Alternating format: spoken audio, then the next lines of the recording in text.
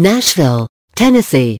Tennessee has executed its longest-serving death row inmate, who became the second person put to death in the state's electric chair in just over a month. Corrections officials say David Earl Miller, 61, was pronounced dead at 7:25 p.m. Thursday at a Nashville maximum security prison. Miller was convicted of killing 23-year-old Lee Standifer in 1981 in Knoxville. Standifer was a mentally disabled woman who had been on a date with Miller the night she was repeatedly beaten, stabbed and dragged into some woods. Miller spent 36 years on Tennessee's death row, the longest of any inmate. Both Miller and Edmund Zagorski before him chose the electric chair over lethal injection, a process proponents said would be painless and humane. But the inmates argued in court that Tennessee's current midazolam-based method causes a prolonged and tortuous death. They pointed to the August execution of Billy Ray Eric, which took around 20 minutes and during which he coughed and huffed before turning a dark purple. Their case was thrown out, largely because a judge said they failed to prove a more humane alternative was available. Zagorski was executed November 1. Governor Bill Haslam declined Thursday to intervene in Miller's execution.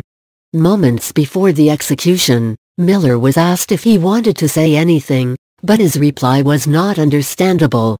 He was asked again and his attorney clarified that he was saying, "Beats being on death row." Wearing a cream-colored jumpsuit, Miller was dripping with water from the sponges that were applied to his head.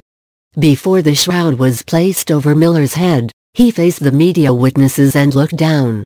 2 jolts of electricity were administered, causing his muscles to clench. Blinds were lowered and he was pronounced dead minutes later.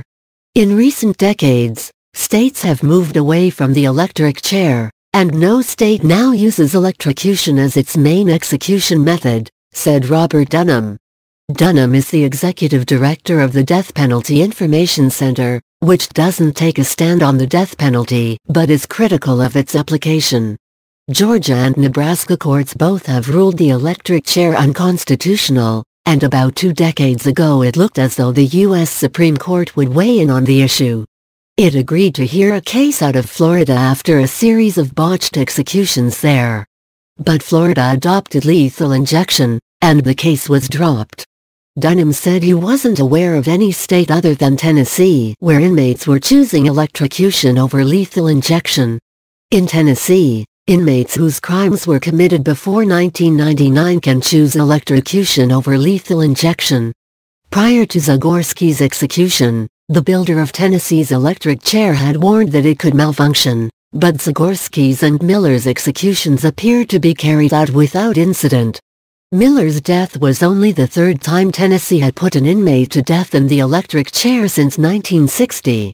The court said Miller couldn't challenge the constitutionality of the electric chair because he chose it, even though his attorneys argued the choice was coerced by the threat of something even worse. Miller was convicted of killing 23-year-old Lee Standifer in 1981 in Knoxville.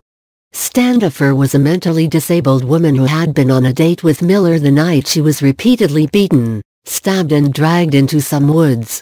Miller spent 36 years on Tennessee's death row, the longest of any inmate.